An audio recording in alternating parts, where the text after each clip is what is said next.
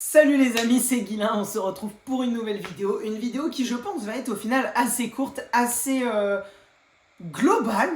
Et au final qui va tout avoir à dire parce qu'il n'y a pas grand chose à dire. Et oui, on se retrouve pour une nouvelle critique. La critique du nouveau Astérix et Obélix, l'Empire du Milieu, réalisé et interprété pour le rôle d'Astérix par Guillaume Canet.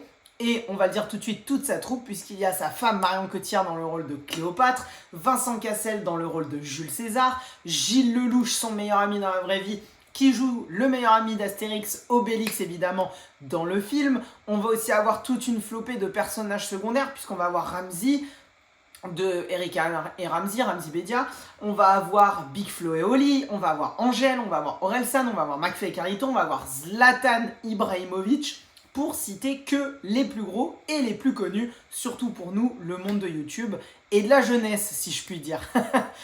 Et donc aujourd'hui, je vais vous parler de ce film. Pour vous résumer très rapidement l'histoire avant d'aller dans mon avis du film. L'histoire, donc on arrive comme d'habitude sur notre peuple gaulois, nos très chers Gaulois qui sont irréductibles et qui se battent toujours et encore et résistent à l'envahisseur romain. Et tout simplement, nos Gaulois vont se faire interpeller par Épine Maïs, qui va être joué par Jonathan Cohen, et qui va arriver avec la princesse de Chine, la fille de l'impératrice de Chine, qui a dû partir de son pays car l'un des 6 seigneurs des 6 terres du coup que divise la Chine a pris le pouvoir et a kidnappé sa mère. Et donc ils viennent demander de l'aide à nos Gaulois préférés. Évidemment, et comme toujours, Astérix et Obélix vont répondre présent. Et donc un road movie qui va mener sur la première moitié du film jusque la Chine, tout simplement. Et ensuite, une deuxième partie qui va se passer spécifiquement en Chine avec l'arrivée d'un nouveau personnage qui est l'homme au masque de bambou, l'un des derniers seigneurs qui n'a pas été envahi. Et donc, pour parler de cet envahissement, on va avoir de l'autre côté les personnages de Jules César et Cléopâtre, donc comme je le disais, interprétés par Vincent Cassel et Marion Cotillard, qui sont en couple, donc on les reprend un petit peu. Cette histoire est comme une sorte de suite illégitime de Astérix Obélix Mission Cléopâtre, puisqu'on les retrouve en couple et ça va pas du tout dans leur relation, c'est la merde. Cléopâtre décide de se barrer pour un mec beaucoup plus jeune et beaucoup plus sportif, interprété par Manodou, et donc Jules César, par cette petite dépression, va vouloir devenir le plus grand homme que la Terre ait connu, plus grand que Cléopâtre, et ses conseillers, ses vils et perfides conseillers vont aller dans ce sens et vont lui proposer d'aller envahir la Chine avec l'aide de l'un des empereurs, de celui qui justement a pris le pouvoir et a fait une fugila, un coup d'état, une prise de pouvoir obligatoire à la place de l'impératrice. Je m'y perds un petit peu dans tous ces termes, mais vous avez compris. Et bah le film, il n'y a pas grand chose à raconter. L'histoire, je viens de vous la résumer, elle se tient de bout en bout, et vu qu'on est sur Astérix et Obélix, je pense ne pas spoil en vous disant que tout finit bien pour nos héros et pour chacun des personnages.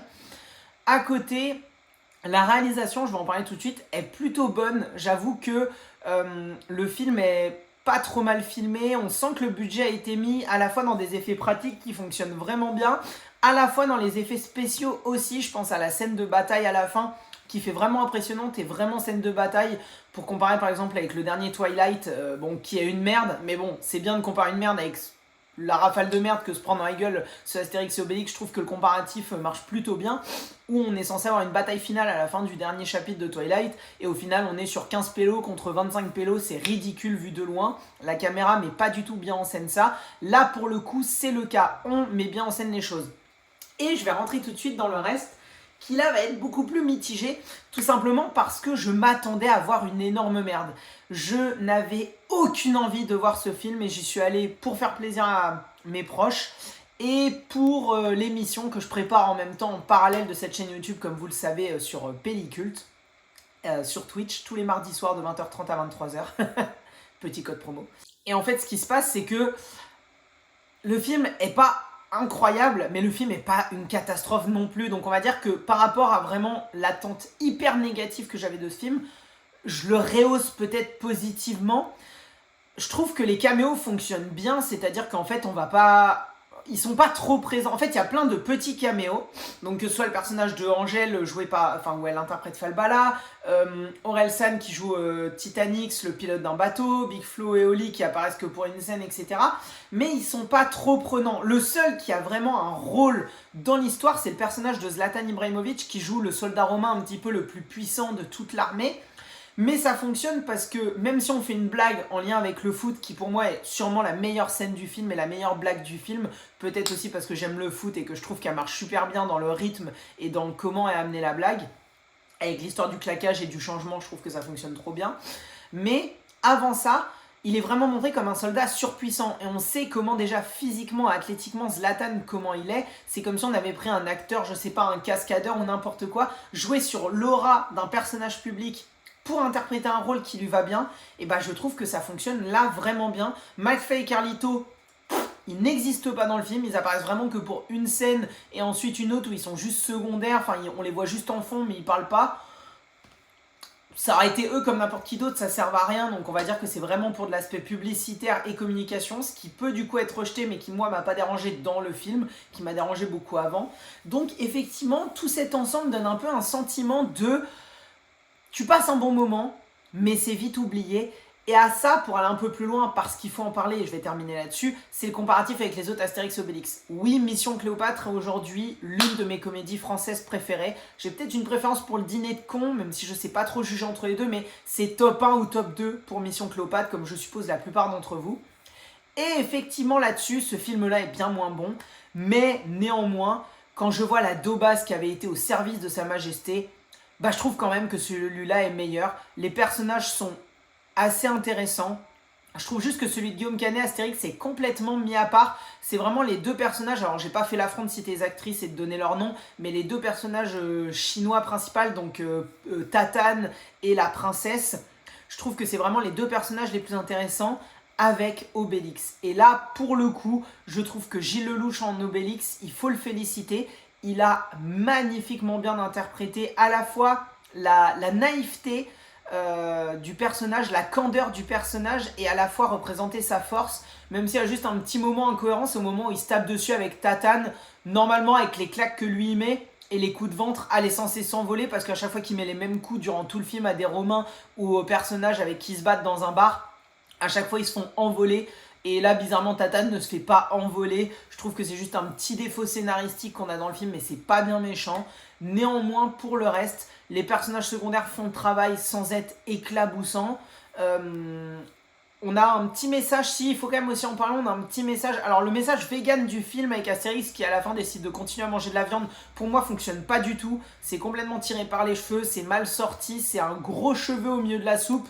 Ça marche pas du tout. En revanche, je sais pas si on peut traiter ça de film féministe. En tout cas, c'est un film qui montre des personnages féminins forts et intéressants. Falbala n'est plus juste un personnage de beauté. Angèle a quelques répliques à la fin et ça fonctionne bien avec la personne qu'elle est en tant que personnalité publique.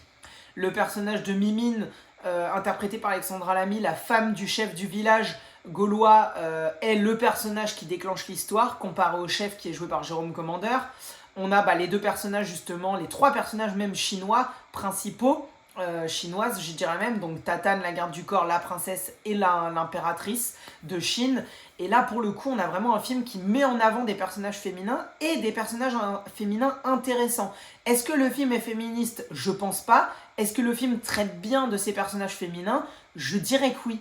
Et donc effectivement, et j'ai passé un bon moment devant ce film. C'est pas la merde qui me faisait extrêmement peur. Si je devais le noter comme ça très rapidement, comme je l'ai dit à des amis, je mettrais 5,5, 6 sur 10, pas plus. C'est loin d'être extraordinaire, c'est parfaitement oubliable, mais tu passeras un bon moment. Est-ce que ça mérite d'aller le voir au cinéma?